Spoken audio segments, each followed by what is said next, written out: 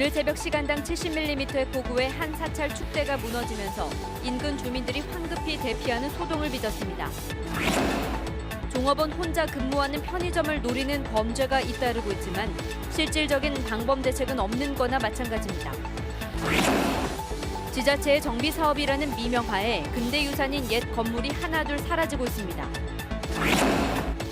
전북교육청이 1년 전 효력 무효 판결을 받은 학교자치 조례 제정을 다시 추진해 논란과 갈등이 커질 것으로 보입니다.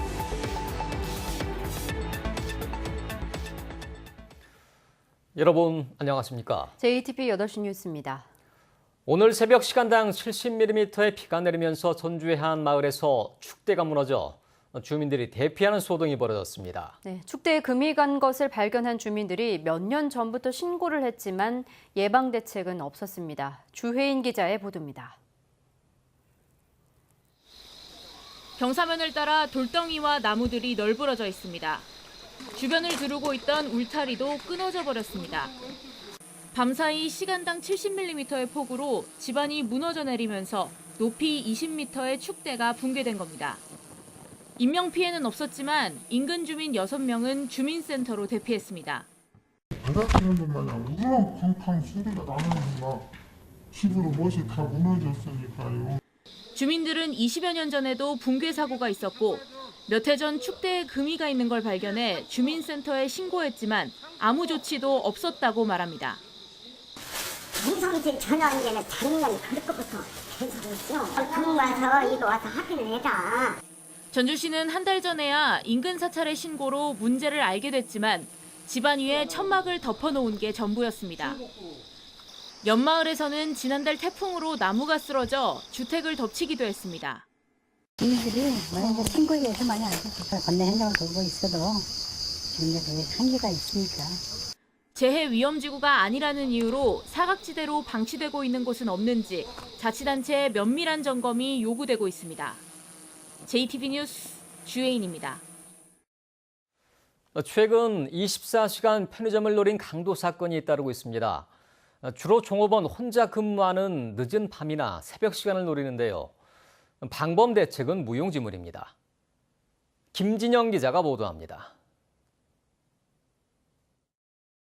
한 남성이 흉기를 들고 편의점 직원을 위협합니다.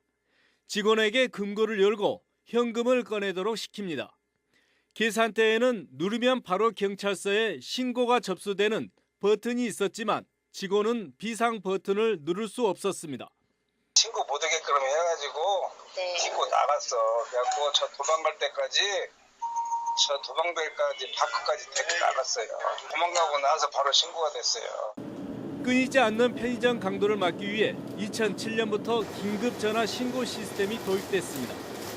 수화기를 7초 이상 들고 있으면 자동으로 112 신고센터와 연결되도록 한 겁니다. 일부 편의점 체인은 지난해부터 이른바 안심 편의점 시스템을 시행하고 있습니다. 위협이 있을 경우 상대방 모르게 원터치로 112 신고를 할 수 있는 버튼과 발밑 버튼이나 리모컨을 누르면 안전바가 내려와 직원과 손님 사이를 분리하는 안전가드 시스템 장치를 설치한 것입니다. 하지만 실제 상황에선 무용지물이 되기 일쑤입니다. 전주의 한 편의점에서도 한 남성이 직원을 흉기로 위협하고 현금을 훔쳐 달아났고 겁에 질린 직원은 남성이 자리를 뜨고 나서야 경찰에 신고할 수 있었습니다. 많이 커졌기 때문에 이게 안 되기 때문에 이게 광고가 들었는데 2차전만 도망가고 있다는데 관계 상황을 말씀하려고 하면은 방범 시스템을 갖추지 못한 편의점도 있습니다. 누르는 뭐 비상벨이나 이런 게 있나요? 저희는 아직 설치가 안 돼 있거든요. 늦은 시간까지 운영되는 곳인 만큼 편의점에 대한 실효성 있는 안전 대책을 마련하고 확대 적용해야 한다는 목소리가 커지고 있습니다. JTBC 뉴스 김진영입니다. 하나둘 사라지고 있는 근대문화유산의 보존 방안을 모색하는 연속보도. 오늘은 정비사업이라는 미명하에 옛 건물을 철거하는 자치단체 실태를 취재했습니다. 하원우 기자입니다. 기름진 호남 평야 한복판에 자리 잡은 정읍 신태인의 용서마을. 일제강점기 일본인 지주 구마모토는 이곳에 대규모 농장을 만들고 쌀을 수탈했습니다. 아직도 이 마을엔 구마모토와 농장 간부들이 살았던 당시 건물들이 그대로 남아 있습니다. 마을 전체가 일제강점기 수탈의 역사를 증언하는 살아있는 박물관인 셈입니다. 그런데 당시 5동의 양곡 창고 가운데 유일하게 남아있던 창고가 최근 철거됐습니다. 행안부의 인구 감소 지역 지원 사업에 선정된 정읍시가 주민 공동 이용 시설을 짓겠다며 최근 쌀창고를 허물었기 때문입니다. 최대한 운영을 보존하면서 이걸 건축을 하려고 하는데 워낙 이제 낡아가지고 그것을 그대로 보존하면서 하기에는 위험성이 더 많기 때문에 이제 불가피하게 그것을 허물고. 쌀창고는 해방 직후 화호 중앙병원으로 쓰였고 70년대엔 화호여고 건물로 사용돼 역사적 가치가 매우 높은 건축물입니다. 정읍시는 주요 건축 자재를 다시 사용하겠다고 밝혔지만 나무 기둥은 빗속에 방치돼 있고 기와 역시 깨진 채 나뒹굴고 있습니다. 전문가들은 원래 건물이 갖고 있던 역사적 진정성이 사라졌다며 안타까워하고 있습니다. 일제강점기에 어떤 일이 어떻게 있었다 하는 거는 기록으로 책으로는 남아있을지 모르지만 눈으로 보는 거 이런 거에 있어서는 우리가 회복 불가능한 상태가 돼버린 거죠. 예로부터 교통과 상업의 중심지였던 임실 오수. 수십 년 전만 하더라도 오수장터엔 사람들로 발 디딜 틈이 없었습니다. 장을 고기 한 마리 사러 오면은 2시간, 3시간 걸려 아까 파출소 앞에 여기 들어와. 얼마나 사람이 많이 밀렸는가. 그런데 임실구는 최근 주거 환경을 개선한다며 오수 옛 시장터의 오래된 건물들을 대부분 철거했습니다. 일제강점기부터 근현대까지 옛 정취를 간직한 채 즐비하게 늘어서 있던 건물들이 주거 환경 개선 사업이라는 명목하에 대부분 흔적도 없이 사라졌습니다. 오수 의견공원과 연계해 색다른 관광 자원으로 활용할 수도 있었지만 건물을 아예 없앤 겁니다. 문화자원을 지켜야 할 자치단체가 오히려 살아있는 역사의 흔적을 지우는데 앞장서고 있는 건 아닌지 진지한 고민이 필요합니다. JTB 뉴스 하원호입니다. 이해찬 더불어민주당 대표가 새만금 국제공항 건설에 부정적인 언급을 한 것으로 알려져 논란이 일고 있습니다. 이 대표는 당대표 후보자 경선을 앞둔 지난달 19일 전주에서 열린 당원 간담회에서 새만금 국제공항은 공사비가 많이 들고 가까운 무안국제공항을 이용하면 된다는 발언을 한 것으로 알려졌습니다. 더불어민주당은 이에 대해 발언의 진위가 왜곡됐다며 진화에 나섰지만 민주평화당은 이 대표가 무책임한 발언으로 도민들의 염원을 짓밟았다며 도민들에게 사과하고 새만금 공항 건설과 군산 경제 회생에 적극 나서라고 촉구했습니다. 전북교육청이 1년 전 효력 무효 판결을 받은 학교 자치조례 제정을 다시 추진하고 있습니다. 진정한 교육자치를 위해선 학교자치조례가 반드시 필요하다는 입장입니다. 하지만 교원단체의 반대도 만만치 않아서 논란이 커질 것으로 보입니다. 조창현 기자가 보도합니다. 전북교육청이 입법 예고한 학교 자치조례안입니다. 조례의 핵심은 각 교육 주체들이 학교 운영에 참여할 수 있는 권리를 보장한 것입니다. 학생회나 교사회 등 자치기구들이 설치 운영될 수 있는 법적 근거를 마련했고 교무회의의 위상을 강화해 심의 결과를 학교장이 수용하도록 했습니다. 교육청 자체도 일단 슬림화하고 떨어낼 건 떨어내버리고 그래서 학교가 가볍게 하자는 거죠. 가볍게 하면 스스로 하도록 하는 거죠. 그게 학교 자치조례로 정점을 찍는 거고. 그런데 학교 자치조례는 지난해 1월 대법원에서 효력 무효 판결을 받은 적이 있습니다. 도의회를 통과한 조례에 대해 교육부가 무효 소송을 진행했고 대법원이 교육부의 손을 들어준 것입니다. 대법원은 상위법에 규정되지 않은 자치 회의 기구를 의무화하고 학교장이 회의 기구 논의 결과를 따르도록 하는 건 학교장의 경영권을 침해할 소지가 있다고 판단했습니다. 전북교육청은 문제가 될 수 있는 조항들을 고쳐 또다시 학교 자치 조례를 입법 예고했는데 교원단체가 강하게 반발하고 있습니다. 현재도 비슷한 자치기구가 운영되고 있고 앞으로 교무회의가 사실상 학교 운영에 전권을 갖게 돼 논란과 갈등의 여지가 많다는 이유에서입니다. 지금까지 그런 자치나 교무위나 이런 것들이 없었냐면 있었어요. 강제 조항을 넣어가지고 어떤 통제하고 억압해서 이런 것들을 꼭 해야 되는가, 이런 문제가 심각하다 그런 문제죠. 교원단체는 학교 자치조례 재추진에 앞서 공청회 등 최소한의 의견 수렴 과정도 없었다고 주장하고 있어 조례 제정권자인 도의회가 어떤 결론을 내릴지도 주목됩니다. JTB 뉴스 조창인입니다. 우석대와 서해대가 정원 감축 대상으로 최종 확정됐습니다. 교육부가 발표한 2018 대학 기본역량진단 최종 결과가 확정됨에 따라서 도내에서 역량 강화 대학으로 선정된 우석대가 10%, 재정 지원 제한 대학인 서해대는 30%의 정원 감축이 확정됐습니다.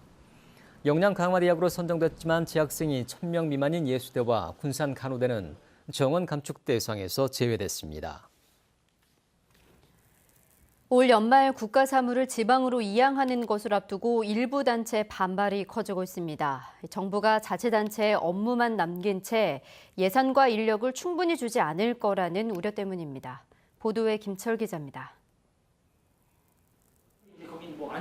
호원대 창업보육센터에서 미끄럼 방지 자연석을 개발하는 벤처 기업입니다.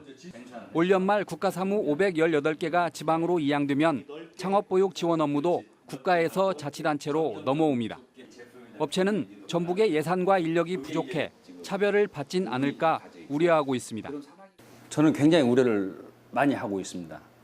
경기도나 서울이나 이런 데는 지역적인 기반이 아주 좋잖아요. 예산도 좋고 기술력도 주변에 많이 있는 좋은 회사들이 많이 포진하고 있는데 전라북도는 약하거든요. 전국 대학의 창업보육센터 회장들이 모여 긴급 대책 회의를 열고 있습니다. 이들은 창업의 업무까지 지방으로 넘기면 일자리 창출이 쉽지 않을 거라며 창업 업무를 국가 사무로 남겨둬야 한다고 주장합니다. 대학의 대학생 창업 같은 경우도 지방 분권에서 지자체가 관리하기는 쉽지 않은 내용들입니다. 중앙정부가 모든 창업을 관리하고 조성하고 운영하는 것이 맞다고 생각이 듭니다. 국회 산자위 조배숙 의원은 창업 업무를 지방에 맡기면 벤처기업들이 주로 수도권에 몰리면서 지역 균형 발전을 가로막을 수도 있다고 지적했습니다. 인력과 재정이 충분한 데는 어느 정도 하겠지만 그것이 열악한 데는 굉장히 힘들 겁니다. 그렇게 될 때 이 창업, 스타트업 기업들이 아마 이 여건이 좋은 수도권 이런 지자체로 집중되게 될 것입니다. 당초 지방이양 일괄법은 본권 실행을 위해 지역에서 환영받을 것으로 기대됐습니다. 그러나 정부가 예산과 인력을 충분히 넘겨주지 않을 거라는 걱정 때문에 오히려 역효과가 우려되는 만큼 보완책 마련이 시급해졌습니다. JTB 뉴스 김철우입니다. 전라북도 선거관리위원회가 6.13 지방선거 과정에서 기부행위 등을 한 혐의로 5명을 고발했습니다. 전북 선관위는 산악회 회원들에게 4차례에 걸쳐 모두 90만 원의 후원금을 제공한 혐의로 익산시 의원 A씨와 선거비용 허위 기재 혐의로 장수군수 후보자의 회계 책임자와 자원봉사자 2명을 고발했습니다. 또 선관위에 신고된 예금 계좌를 통하지 않고 정치자금을 수입 지출한 혐의로 저급시장 후보자의 회계 책임자를 고발했습니다. 부하 직원을 성추행한 의혹을 받는 경찰 간부가 감찰 조사를 받고 있습니다. 전북지방경찰청은 올해 초 지구대장으로 근무하면서 여경 2명을 성추행한 혐의로 군산경찰서 소속 A 경감을 감찰 조사하고 있다고 밝혔습니다. 피해 여경의 신고로 감찰에 착수한 경찰은 A 경감을 전보 조치하고 사실관계를 파악하고 있습니다. 전주 완산경찰서는 음식점에서 난동을 부린 옆자리 손님을 밀쳐 숨지게 한 혐의로 61살 A씨에 대해 구속영장을 신청했습니다. A씨는 어제 오후 9시 50분쯤 전주시 서신동의 한 음식점에서 57살 B씨의 어깨를 둔기로 내려치고 손으로 밀쳐 머리를 부딪히게 해 숨지게 한 혐의를 받고 있습니다. 경찰 조사에서 A씨는 B씨가 영업 마감 시간에 담배를 피우고 술을 요구하는 등 막무가내로 행동해 화가 나서 범행을 저질렀다고 진술했습니다.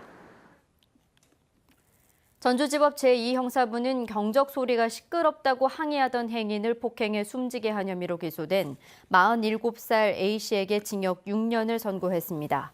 A씨는 지난 4월 김제시 검산동의 한 편의점 앞 도로에서 차량 경적을 울리다 B씨 일행이 시끄럽다고 항의하자 이들을 목검으로 때려 B씨를 숨지게 한 혐의로 기소됐습니다. 재판부는 피고인이 B씨를 때려 숨지게 함으로써 한 가정에 돌이킬 수 없는 결과를 초래했고 유족이 엄벌을 탄원하는 점 등을 고려해 형량을 정했다고 밝혔습니다. 전북은 내일 대체로 맑다가 오후부터 구름이 많아지겠습니다. 내일 낮 최고 기온은 전주와 익산 29도, 완주 28도 등 27도에서 29도의 분포를 보이겠습니다. 내일 새벽부터 아침 사이 일부 내륙 지역에는 안개가 끼겠고 서해안에는 다소 강한 바람이 불겠습니다.